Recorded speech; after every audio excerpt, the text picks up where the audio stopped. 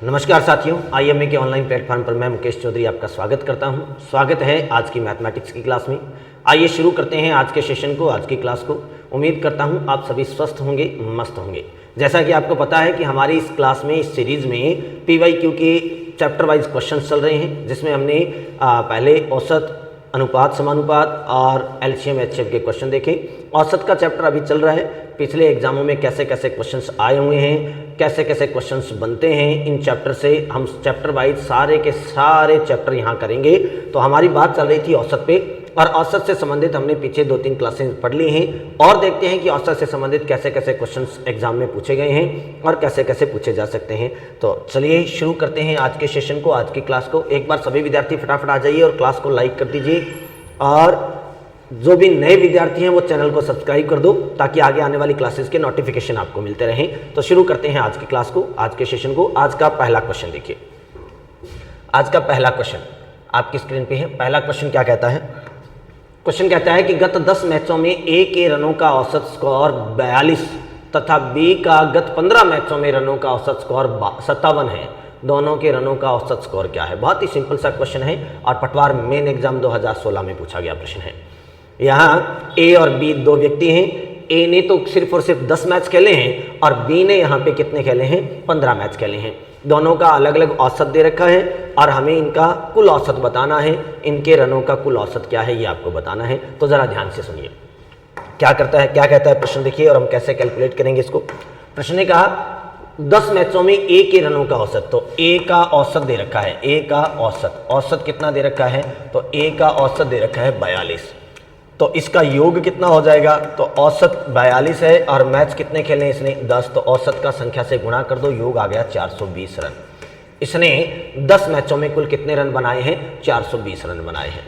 अब प्रश्न क्या कह रहा है? एक व्यक्ति है बी, और अगर बी की बात करें तो बी का औसत दे रखा है, और बी का औसत कितना दे रखा है? तो दूसरा व्यक्ति जो बी है, बी के 15 मैचों का जो औसत है वो 57 है। कितना है? 57। औसत है 57, और इसके मैच है 15, तो इसका योग कितना हो जाएगा? तो औसत को संख्या से गुणा कर दो, 57 को 15 से गुणा कर दीजिए, इसका योग आ जाएगा 15 7 105, बच गए 10, 15 5 75, और 10 85 855 रन। ये लो। अब ये जो स्कोर है वो किसका है? ए का।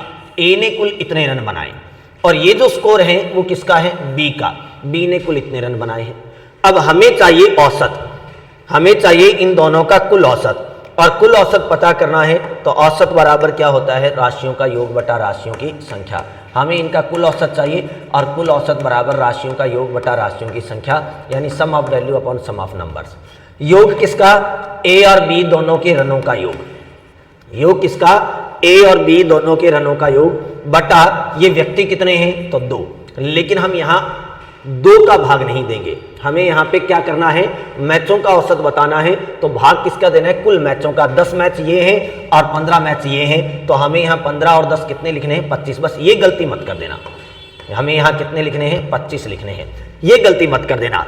कहीं आप ये सोचो कि हम ए और बी का औसत निकाल रहे हैं, तो ए और बी दो व्यक्ति हैं। नहीं, प्रश्न ने कहा दोनों के रनों का औसत, और रनों का औसत किसके अकॉर्डिंग निकलेगा? पारियों के अकॉर्डिंग। उन्होंने मैच कितने खेले हैं? मैचों के अकॉर्डिंग, क्योंकि हमने जब योग पता किया था तो गुणा भी किसका किया था? मैच की संख्या से। तो यहाँ कुल कितने मैच खेले हैं उन सब का योग करना है। तो 10 मैच तो ए ने खेले हैं और 15 बी ने खेले हैं, तो टोटल 25 मैच। सॉल्व कर दो। ए और बी का योग, तो ए ने 420 रन बनाए और बी ने 855, तो 420 प्लस 855, इन दोनों को जोड़ दो और 25 से भाग दे दो। सॉल्व कर दो। 420 में 855 जोड़ोगे तो 5, 5 और 2 7, और 8 और 4 12, 1275 बटा 25, और 1275 में 25 का भाग दोगे तो 25 5 जा 125, और बच गए 2, 25 से कम 25, तो आंसर आ गया 51 रन। ये इन दोनों के रनों का कुल औसत हो गया। तो आंसर ऑप्शन नंबर 1 जो है वो बिल्कुल सही उत्तर है। आंसर यहाँ क्या आएगा? 51 रन। उम्मीद करता हूँ अच्छे से सारी बात आपको समझ में आई होगी।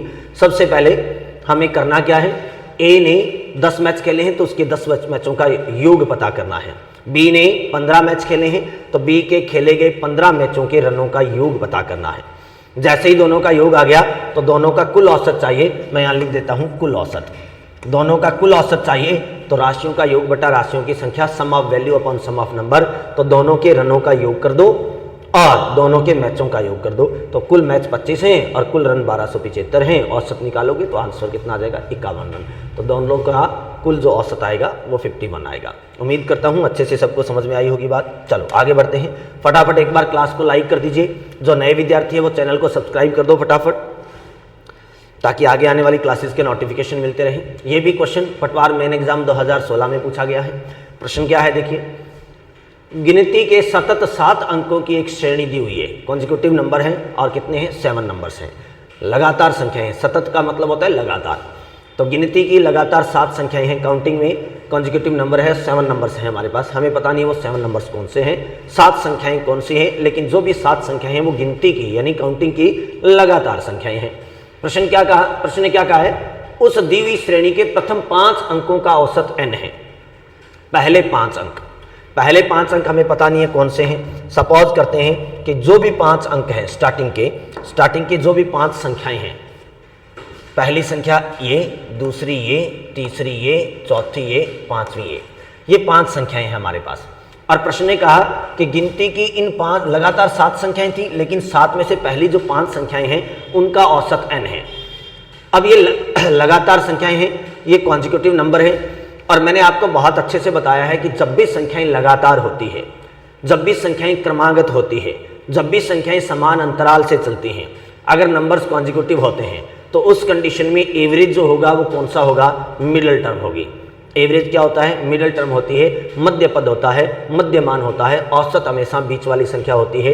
तो इन 500 का अगर हम औसत निकालें तो इनका औसत ये वाली टर्म होनी चाहिए, ये वाला मान होना चाहिए। और प्रश्न ने औसत कितना बता रखा है, n बता रखा है। औसत कितना बता रखा है, n, तो इसका मतलब ये जो है इसकी वैल्यू n है। अब अगर इसकी वैल्यू n है तो हम अगले नंबर को लगातार है तो n+1 लिख सकते हैं, अगले को n+2 लिख सकते हैं, इससे पहले वाला n-1 है और इससे पहले वाला n-2 है। ये वो नंबर हैं लगातार, ये वो संख्याएं हैं, और बीच वाली संख्या n है, इनका औसत है। अब प्रश्न कह रहा है कि ये संख्याएं एक्चुअल में थी कितनी, 7। ये संख्याएं कितनी थी, 7, तो 2 इसके आगे और संख्याएं लिख दो, 1 और 2, ये है वास्तव में संख्याएं। अब प्रश्न क्या रहा है, सभी 7 का औसत क्या होगा। अगर ये संख्याएं 7 है तो अब भी लगातार संख्याएं हैं, और अब भी अगर लगातार संख्याएं हैं तो लगातार संख्याओं का औसत होता है बीच वाली संख्या। तो अब अगर ये संख्याएं 7 हो जाए तो इनका औसत कितना हो जाएगा, तो अब बीच वाली संख्या कौन सी बन गई है, 3 इधर छोड़ दो, 3 इधर छोड़ दो। देखिए अब अगर बीच वाली संख्या देखें तो 3 ये छोड़ दो और 3 ये छोड़ दो, अब बीच वाली संख्या ये बन गई है। अब इनका औसत कितना आ जाएगा, n+1 आ जाएगा। अब इनका औसत कितना आ जाएगा, n+1। तो प्रश्न ने कहा है कि इन 7 का औसत क्या होगा, तो ऑप्शन नंबर 1 जो है वो n+1 है। एक बार फिर से सुनिए इधर ध्यान से, एक एग्जांपल देता हूं आपको, सुनिए। अगर मैं आपके सामने संख्याएं लिख दूं, मैं कह दूं कि लगातार संख्याएं हैं 3, 4, 5, 6, 7, ये 5 संख्याएं हैं, और इन 5 संख्याओं का औसत कितना होगा, तो इनका औसत होगा 5। अब प्रश्न क्या रहा है कि इसके आगे की 2 संख्याएं और जोड़ दो।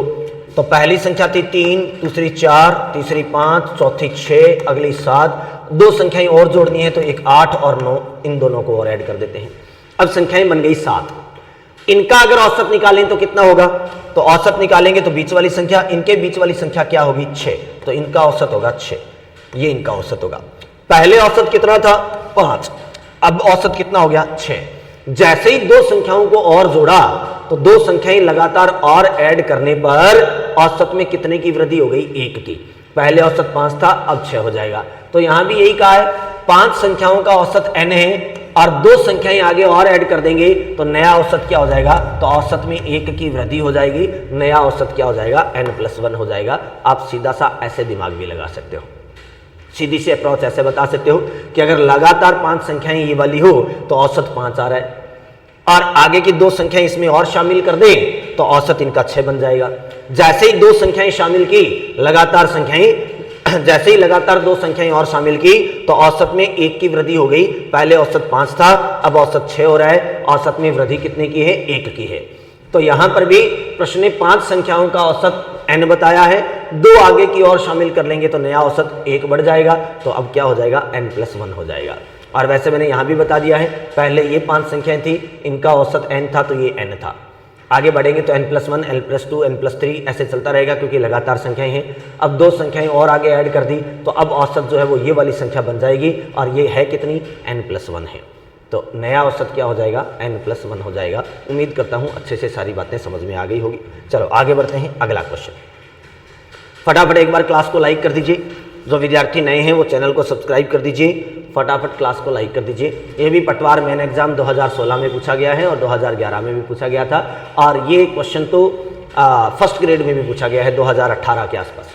फर्स्ट ग्रेड के एग्जाम में भी पूछा गया है। ये प्रश्न तो बहुत बार रिपीट हुआ है, बहुत बार रिपीट हुआ है, बहुत इंपॉर्टेंट क्वेश्चन है। देखिए प्रश्न क्या कह रहा है, यदि m संख्याओं का औसत n² है और इसी तरह n संख्याएं हैं उनका औसत m² है। कोई भी m नंबर है और m नंबर्स का जो एवरेज है वो n² है, और कोई भी n नंबर्स हैं, n नंबर्स का जो एवरेज है वो m² है।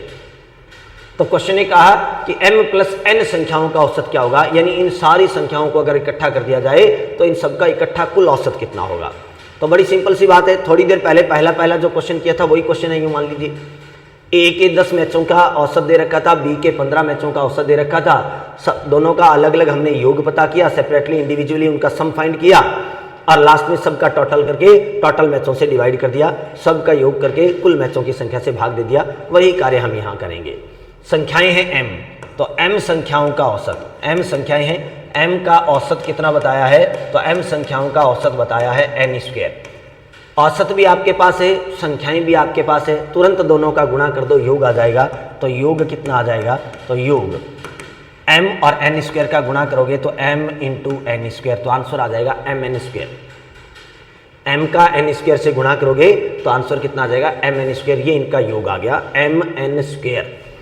फिर प्रश्न ने कहा इसी प्रकार से संख्याएं n भी हैं और इन n संख्याओं का जो औसत है, इनका औसत कितना बता रखा है, तो n संख्याओं का औसत बता रखा है m²।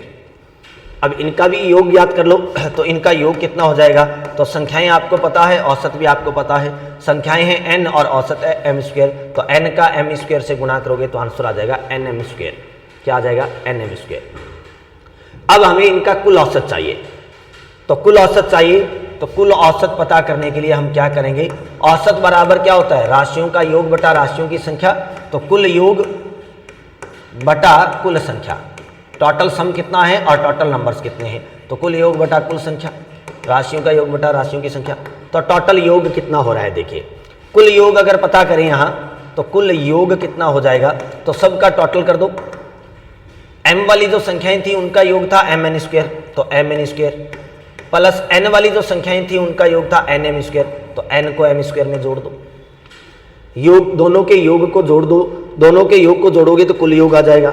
अब इनको जोड़ोगे तो दोनों में कॉमन क्या आ रहा है, देखिए इसमें भी m है, इसमें भी है, n है, n है, तो mn को कॉमन ले लो और यहाँ क्या बचेगा, m तो बाहर कॉमन आ गया, ये n² है, इसमें से एक n कॉमन आ गया तो अंदर n बचा, इसमें से भी n बाहर आ गया, m² में से एक m बाहर आ गया तो क्या बचेगा, प्लस में एक m बचेगा। ये कुल योग आ गया। जैसे ही कुल योग आ गया तो यहाँ मान रख दो, कुल योग है mn × n + m,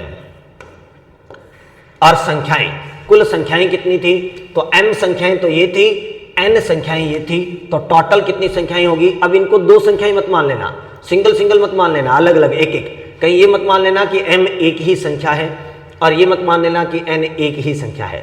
प्रश्न ने कहा है m संख्याओं का औसत, इसका मतलब m बहुत सारी संख्याएं हैं।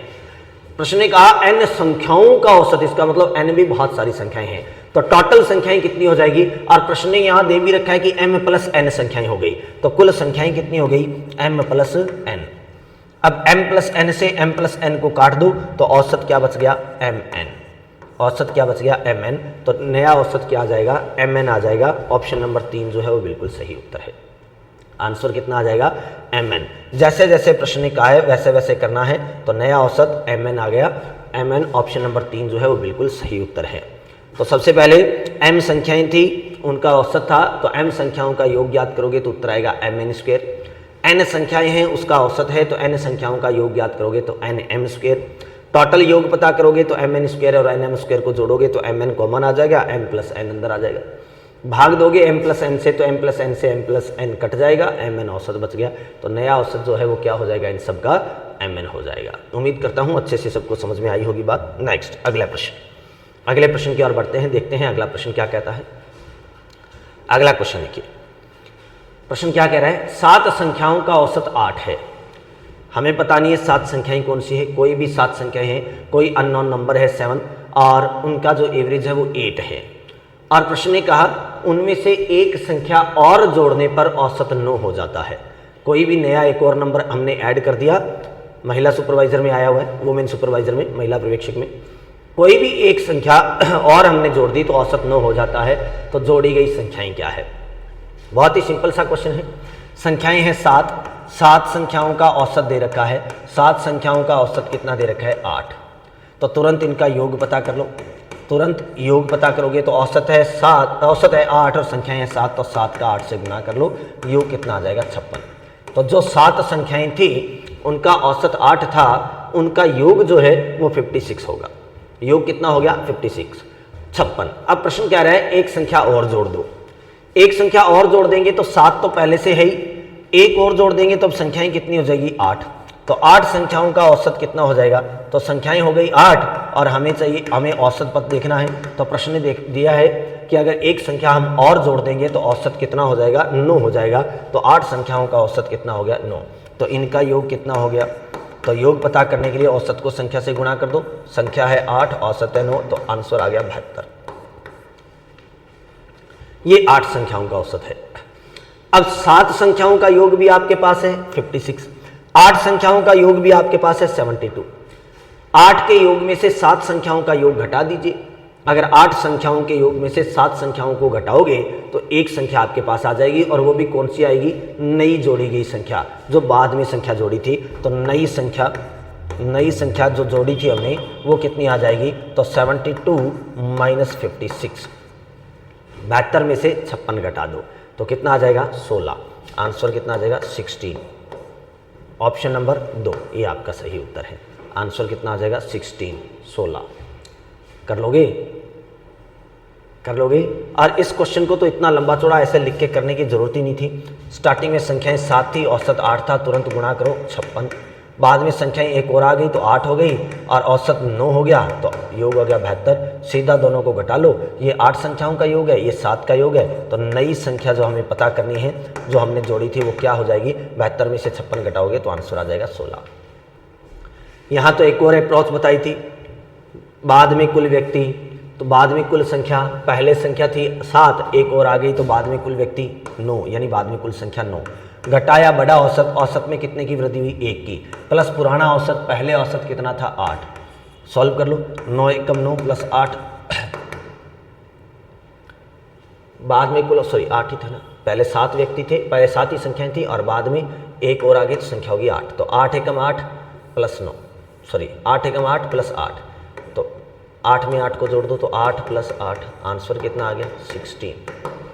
तो ऐसे भी कर सकते हो। बाद में कुल व्यक्ति, ये अप्रोच बताई थी, बाद में कुल व्यक्ति यानी आने या चले जाने के बाद में, या बाद में कुल संख्या, तो पहले संख्या थी 7, एक और आ गई तो संख्या हो गई 8, गुणा घटाया बड़ा औसत, औसत में कितने की वृद्धि हुई, पहले औसत 8 था, अब औसत 9 हो गया, वृद्धि हुई है 1 की, प्लस पुराना औसत, पुराने औसत का मतलब पहले औसत कितना था, 8। सॉल्व करोगे तो 8 का 1 से गुणा करोगे 8, 8 में 8 जोड़ोगे तो आंसर कितना आ जाएगा, 16। तो ये नई संख्या थी। तो 3 अप्रोच बता रखी है मैंने इस प्रश्न के लिए, 3 तरीके बता रखे हैं, तीनों में से कोई सा भी अप्लाई कर दो, आंसर आ जाएगा। उम्मीद करता हूँ अच्छे से सबको समझ में आ गई होगी बात। कर लोगे, इस टाइप के क्वेश्चंस को कर लोगे। नेक्स्ट अगला क्वेश्चन, किसी भी विद्यार्थी को किसी भी प्रकार का डाउट हो तो तुरंत आप कमेंट कर सकते हो, मैं आप सभी के कमेंट चेक करता हूँ, सबका रिप्लाई आता है, सबके कमेंट का रिप्लाई दूंगा मैं। और अगर कोई डाउट है तो आप कमेंट कर सकते हो, मैं आप अगली क्लास में आपका डाउट ज़रूर सॉल्व करूंगा। एक बार फटाफट सभी लाइक कर दीजिए क्लास को। ये 2016 में पटवारी के एग्जाम में पूछा गया प्रश्न है। प्रश्न क्या कहता है, एक कक्षा के 34 छात्रों का औसत भार 46.5 किलोग्राम है, 34 विद्यार्थी हैं, औसत भार बता रखा है। यदि अध्यापक का भार भी जोड़ लिया जाए तो औसत भार 500 ग्राम बढ़ जाता है, तो बताइए अध्यापक का भार क्या है। देखिए मैंने इसके लिए एक सिंपल सी अप्रोच बताई थी, आपको ये देखना है कि कुल वृद्धि कितने की हो गई। अब औसत में वृद्धि कितने की हुई है, 500 ग्राम की, औसत कितना बढ़ गया है, एवरेज कितना इंक्रीज हुआ है, 500 ग्राम, 500 ग्राम। हमें टोटल इंक्रीज वैल्यू चाहिए कि कुल कितने की वृद्धि हुई। तो औसत में 500 ग्राम की वृद्धि हुई है, लेकिन कुल कितनी हो गई, तो कुल वृद्धि अगर पता करनी है तो कुल वृद्धि पता करेंगे तो औसत को संख्या से गुणा कर दो। छात्र कितने थे, 34, और वृद्धि कितने की हुई, 500 ग्राम की, तो 0.500 ग्राम को मैंने किलोग्राम में लिख दिया 0.500। 34 का 500 से गुणा करोगे, 500 ग्राम का मतलब क्या होता है, आधा किलो। आप इस 500 ग्राम को आधा किलो लिखना चाहो तो आधे से गुणा कर दो, और 34 का आधे से गुणा करेंगे तो कितना आ जाएगा, 17 kg, 17 किलोग्राम। ये जैसे ही नया व्यक्ति आ गया, सॉरी अध्यापक आ गया, तो अध्यापक आते ही 17 किलो वजन बढ़ गया। अध्यापक के आते ही 17 किलो वजन बढ़ गया, लेकिन ये 34 लोगों का नहीं बढ़ा है। अध्यापक के आते ही व्यक्ति हो गए 35 के औसत में वृद्धि हुई है, तो यहां 35 लिखो। 35 का आधा कितना होता है, 17.5, 17.5 kg। ये लो, औसत में कितने की वृद्धि हो गई, 17.5 की। जैसे ही औसत में होगी 17.5 की वृद्धि, कुल वृद्धि 17.5 किलोग्राम की हो गई, तो अध्यापक की आयु क्या हो जाएगी, तो हमें चाहिए अध्यापक की आयु। तो अध्यापक की आयु पता करने के लिए पहले व्यक्ति कितने, अध्यापक की आयु पता करने के लिए पहले योग कितना था, 46.5, और इस 46.5 के अंदर हम क्या करेंगे, 17.5 को और ऐड कर देंगे। अच्छा, अब की बार व्यक्ति गया नहीं है ना, तो 7 और 6 और 4 और 1 5 और 1 6, 64 किलोग्राम। तो ऑप्शन नंबर 4, 64 किलोग्राम। आंसर कितना आ जाएगा, 64.0 यानी 64 किलोग्राम। अगर इसको ऐसे नहीं करना चाहते, प्रॉपर पूरे मेथड से करना चाहते हो, तो पूरे मेथड से बता सकता हूँ। देखिए कैसे प्रॉपर पूरे मेथड से करोगे तो आप ऐसा कर सकते हो। 34 छात्र हैं और 34 का औसत दे रखा है आपको कितना, 34 का औसत दे रखा है 46.5। तो आप योग पता कर लो। योग पता करने के लिए औसत का संख्या से गुणा कर दो, तो योग कितना आ जाएगा, 46.5 का 34 से गुणा कर दो, ये योग आ जाएगा। फिर प्रश्न ने कहा, यहाँ जो भी योग आए आप फाइंड कर लेना। फिर प्रश्न ने कहा एक अध्यापक और आ गया, तो व्यक्ति हो गए 35, और इन 35 का औसत कितना हो गया, तो प्रश्न ने कहा औसत 500 ग्राम बढ़ गया। तो पहले 46.5 था, अब 500 ग्राम बढ़ गया, यानी आधा किलो और बढ़ गया, तो औसत हो गया 47। तो फिर योग पता करने के लिए योग का क्या करोगे, 47 का 35 से गुणा कर दोगे, तो ये योग आ जाएगा। जैसे ही योग आ जाए तो इन दोनों को आपस में घटा देना। 35 लोगों के योग में से 34 लोगों का योग घटाओगे तो एक व्यक्ति की आयु आएगी, और वो एक व्यक्ति कौन आएगा, जो नया शामिल हुआ है, यानी अध्यापक की आयु आ जाएगी, नया व्यक्ति आ जाएगा। इसमें एक और अप्रोच बताई थी मैंने, एक और अप्रोच क्या बताई थी, इसमें मैंने एक और अप्रोच बताई थी कि बाद में कुल व्यक्ति, तो पहले 34 छात्र थे, बाद में व्यक्ति हो गए 35, गुणा घटाया बड़ा औसत तो 500 ग्राम, प्लस पुराना औसत। पुराना औसत कितना था, तो पुराना औसत था 46.5, तो पुराना औसत कितना था, 46.5। सॉल्व कर लो। सॉल्व करोगे तो 35 का 500 से गुणा करोगे तो 17.5 प्लस 46.5।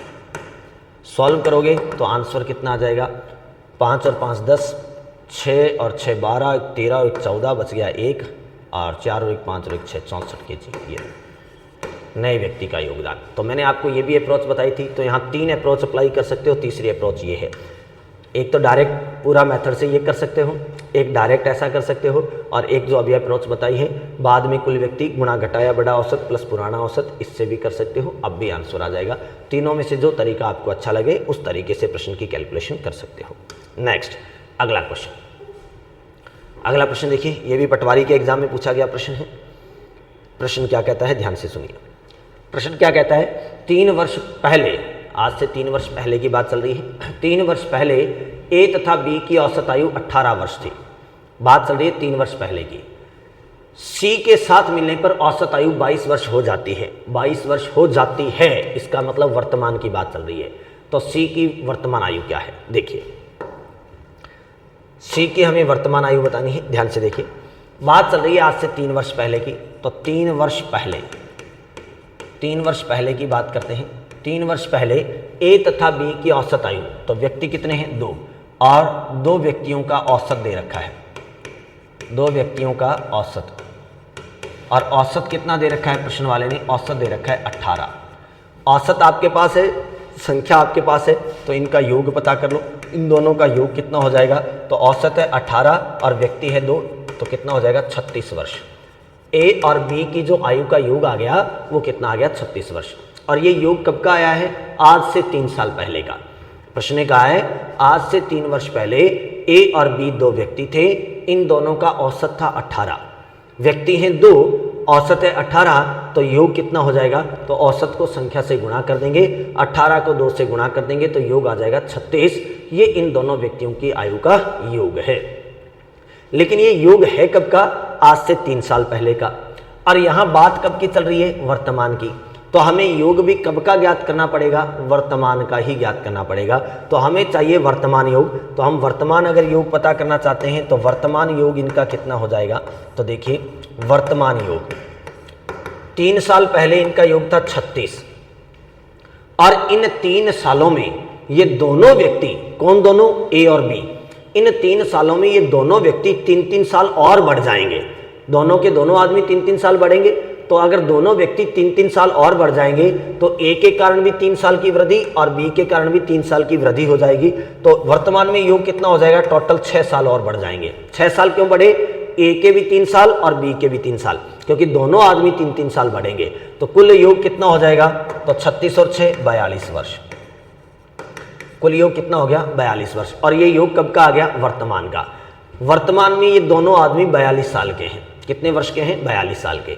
अब प्रश्न ने क्या कहा, प्रश्न ने कहा कि सी को भी इनके साथ इंक्लूड कर दो, सी को भी इनके साथ मिला दो, और सी को साथ में मिलाने पर औसत आयु 22 वर्ष हो जाएगी। तो अब व्यक्ति हो गए 3, तो 3 व्यक्तियों का, सी अगर इनके साथ मिल जाए तो 3 व्यक्तियों का औसत कितना दे रखा है, 3 व्यक्तियों का औसत दे रखा है 22, औसत है 22, तो इनका योग कितना हो जाएगा, तो योग की अगर बात करें तो औसत का संख्या से गुणा कर दो, तो 22 का 3 से गुणा कर दो तो योग आ जाएगा 66 वर्ष, 66 ईयर्स। अब जरा गौर से देखिए, ये जो योग आया है हमारे पास, ये जो योग आया है हमारे पास, ये कितने लोगों का है, ये है 2 लोगों का। कौन कौन, ए और बी। ये जो योग आया है ये कितने लोगों का है, ये है 3 लोगों का। कौन कौन, ए बी और सी। 3 लोगों का योग आपके पास है। ये योग भी वर्तमान का है और ये योग भी वर्तमान का है, प्रेजेंट टाइम के हैं दोनों के दोनों। तो 3 लोगों का योग आपके पास है, 2 लोगों का योग भी आपके पास है। 3 लोगों के योग में से 2 लोगों का योग घटा दो, एक व्यक्ति की आयु अपने आप बचेगी, वो भी किसकी, सी की। तो सी की वर्तमान आयु, हमें सी की आयु चाहिए, तो सी की आयु, तो सी की आयु कितनी हो जाएगी, तो तीनों के योग में से यानी 66 वर्ष में से 66 में से 42 को माइनस कर दीजिए, तो 66 में से 42 घटा दो, 6 में से 2 घटाओगे 4 और 6 में से 4 घटाओगे 2, आंसर कितना आ जाएगा 24 वर्ष। सी की आयु कितनी आ गई है, 24 वर्ष। तो सी की वर्तमान आयु ऑप्शन नंबर 1 जो है 24 वर्ष है। ऑप्शन नंबर 1 24 वर्ष बिल्कुल सही उत्तर है। उम्मीद करता हूँ अच्छे से सबको समझ में आ गई होगी बात। कर लोगे इस टाइप के क्वेश्चन। किसी भी विद्यार्थी को किसी भी प्रकार का कोई डाउट होता है तो वो कमेंट करके बता सकता है, मैं सबके कमेंट चेक करता हूँ, सबके डाउट्स को क्लियर किया जाएगा।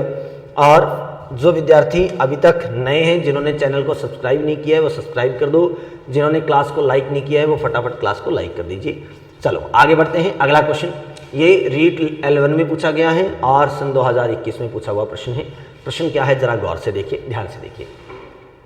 प्रश्न क्या रहा है, 5 छात्रों का औसत भार 40 किलोग्राम है। 5 कैंडिडेट हैं, उनका औसत भार जो है, एवरेज वेट जो है वो 40 केजी है। यदि उनमें से एक छात्र जिसका भार 50 किलोग्राम है छोड़ जाता है तो शेष बचे छात्रों का औसत भार क्या होगा। देखिए 5 छात्र थे प्रारंभ में, स्टार्टिंग में कितने स्टूडेंट थे, 5 कैंडिडेट थे, 5 स्टूडेंट्स थे। 5 छात्र हैं और इन 5 छात्रों का औसत बता रखा है प्रश्न ने। 5 का औसत कितना बता रखा है, 40 किलोग्राम, 40 केजी। औसत है 40, छात्र है 5, तुरंत दोनों का गुणा कर दीजिए, योग आ जाएगा। तो इनका योग कितना हो जाएगा, तो औसत का संख्या से गुणा कर दो, 40 का 5 से गुणा कर दो, 200 केजी। योग कितना आ गया, 200 किलोग्राम। जैसे ही योग आ गया 200 किलोग्राम तो प्रश्न ने क्या कहा, इनमें से एक छात्र चला जाता है और जिसका भार 50 किलोग्राम था। इस 200 किलो में से 50 किलोग्राम वाला एक लड़का चला गया है। तो जैसे ही एक लड़का चला गया तो शेष योग कितना बचा, शेष वजन या शेष योग कह सकते हैं, शेष योग रिमेनिंग सम कितना है, शेष योग। तो शेष कितना बच गया, 200 तो इन 500 का योग था, इसमें से 50 किलो का एक चला गया, तो अब कितना बचा, 150 किलो बचा। अब कितना बचा, 150 किलो। और शेष व्यक्ति, रिमेनिंग कैंडिडेट, रिमेनिंग स्टूडेंट, शेष व्यक्ति कितने बचे, तो शेष व्यक्ति, पहले व्यक्ति थे 5, एक चला गया तो व्यक्ति कितने बचे, तो सिर्फ 4 ही बचे। कितने बचे, 4। तो प्रश्न ने कहा शेष बचे छात्रों का औसत, तो औसत कितना हो जाएगा, हमें चाहिए एवरेज औसत। तो औसत बराबर क्या होता है, राशियों का योग बटा राशियों की संख्या, sum of value upon sum of numbers. योग कितना है, 150, और संख्याएं कितनी बची हैं, संख्याएं बची है 4। 150 में 4 का भाग दे दो, तो 150 में 4 का भाग दे दोगे तो 4 तिये 12, बच के 3, और 7 चौके 28, बच गए 2, 5 चौके 20। तो आंसर कितना आ जाएगा, 37.5 किलोग्राम। आंसर कितना आ जाएगा, 37.5 kg। ऑप्शन नंबर 2 जो है वो बिल्कुल सही उत्तर है, 37.5 किलोग्राम। तो आंसर कितना आ जाएगा, 37.5 किलोग्राम, ये आपका सही उत्तर है। उम्मीद करता हूँ सबको अच्छे से समझ में आ गई होगी बात। कर लोगे इस टाइप के क्वेश्चंस को, अगर ऐसा कोई क्वेश्चन आता है तो कर लोगे। बहुत ही ईजी से क्वेश्चन थे, बहुत ही सामान्य से प्रश्न थे, साधारण से। ये रीट L1 में 2021 में पूछा गया प्रश्न है। चलो आगे बढ़ते हैं। नेक्स्ट अगला क्वेश्चन देखिए, ये वनरक्षक 2016 में पूछा गया प्रश्न है। किसी परिवार के 6 पुत्रों की औसत आयु 8 वर्ष है। एक परिवार है, एक फैमिली है, उसमें 6 पुत्र हैं और उनका औसत जो है वो 8 वर्ष है। प्रश्न ने कहा पुत्रों और उनके माता पिता को मिलाकर उनकी औसत आयु 22 वर्ष है। पहले केवल 6 पुत्र थे, इनका औसत 8 था। अब अगर उनके माता पिता को और मिला दिया जाए, उनके मदर और फादर को इंक्लूड कर दिया जाए, तो अब व्यक्ति कितने हो जाएंगे, 8, और 8 का औसत है 22। अब प्रश्न कह रहा है यदि पिता उनकी माता से 8 वर्ष बड़ा है, पिताजी जो है माता से 8 वर्ष बड़ा है, दोनों के बीच में 8 साल का डिफरेंस है, 8 साल का अंतर है माता और पिता में, तो माता की आयु क्या है। अब पिता बड़ा है तो इसका मतलब माता छोटी है, दोनों के बीच में 8 साल का अंतर है, हमें माता की आयु ज्ञात करनी है। जरा ध्यान से सुनिए, 6 पुत्र हैं और 6 पुत्रों का औसत है 8 वर्ष। तो 6 पुत्र हैं और 6 पुत्रों का औसत बता रखा है, औसत कितना बता रखा है, 8 वर्ष।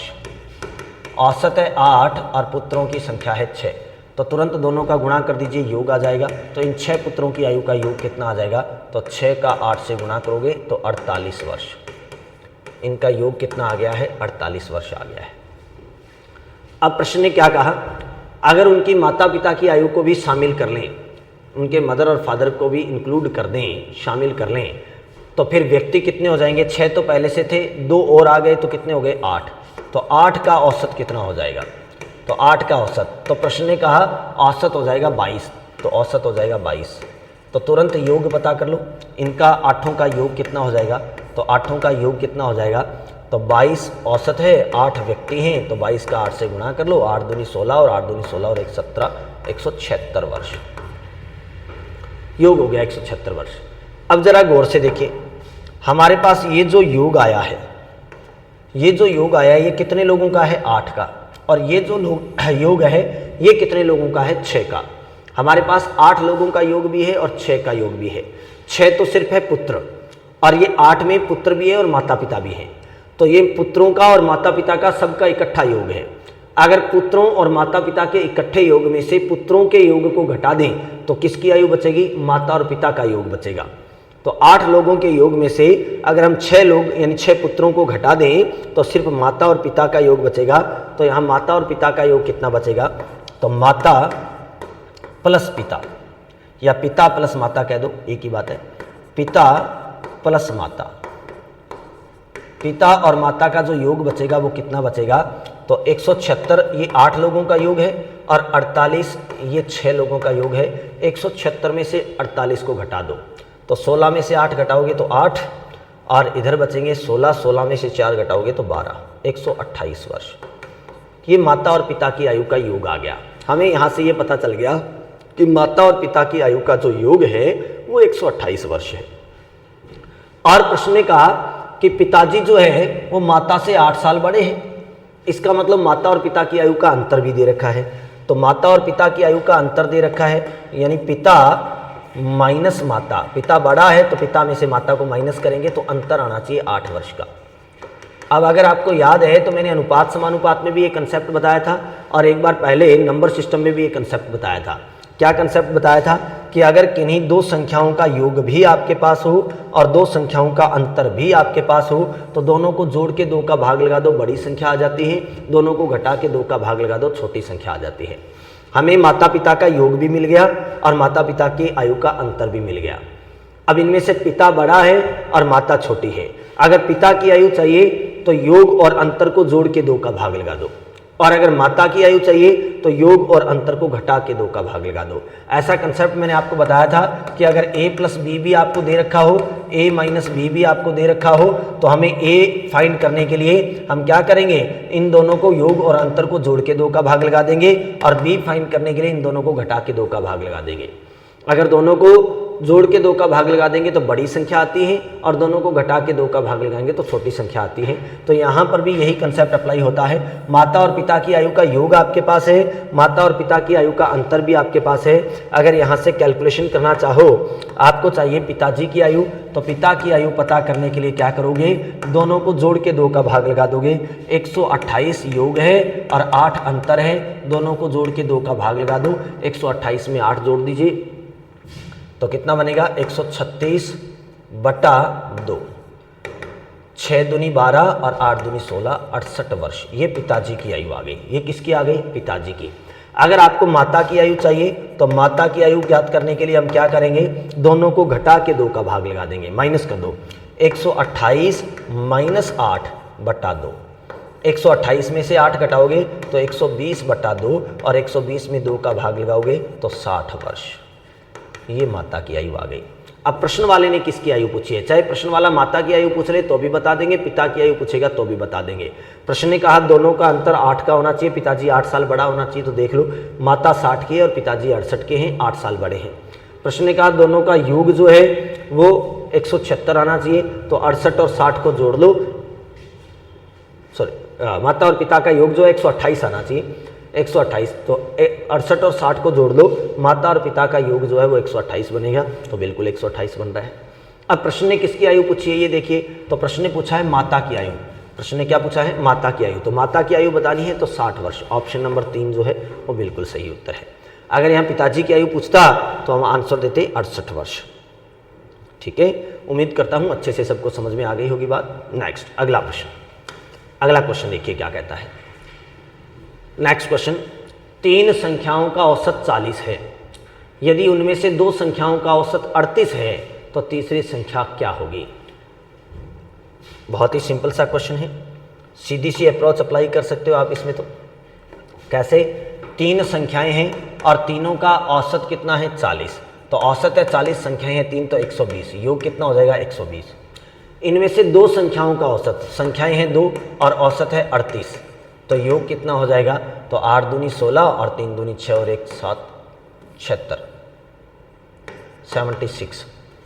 अब 3 संख्याओं का योग भी आपके पास है, 2 संख्याओं का योग भी आपके पास है, तीनों के योग में से 2 का योग घटा दो तो तीसरी संख्या आ जाएगी, थर्ड नंबर आ जाएगा।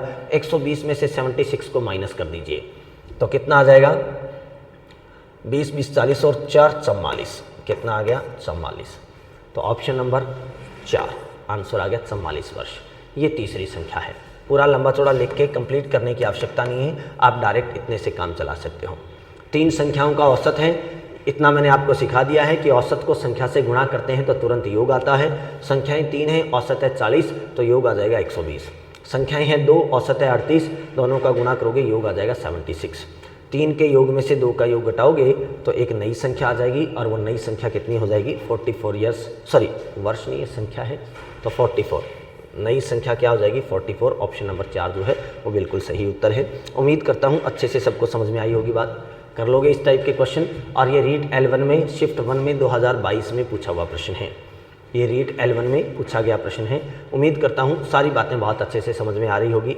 उम्मीद करता हूँ किसी विद्यार्थी को किसी भी प्रकार का कोई डाउट नहीं होगा। अगर किसी भी प्रकार का कोई डाउट है तो आप एक बार कमेंट कर दीजिए, मैं कमेंट से देख के आपके डाउट को अगली क्लास में ज़रूर सॉल्व करवाऊंगा। और जिन विद्यार्थियों ने क्लास को लाइक नहीं किया है वो लाइक कर दीजिए, जो चैनल को सब्सक्राइब नहीं किया है जिन्होंने, वो चैनल को सब्सक्राइब कर दीजिए ताकि आगे आने वाली क्लासेस के नोटिफिकेशन आपको मिलते रहें। और हम चैप्टर वाइज ऐसे ही चलेंगे, एवरेज के बाद में परसेंटेज है, फ्रैक्शन है, लाभ हानि है, उसके बाद ब्याज हैं, तो ये सारे के सारे चैप्टर मैं आपको इसी सीरीज़ में करवाऊंगा। और क्वेश्चंस जो है PYQ प्रीवियस ईयर्स में आए हुए सारे के सारे क्वेश्चन करवाऊंगा।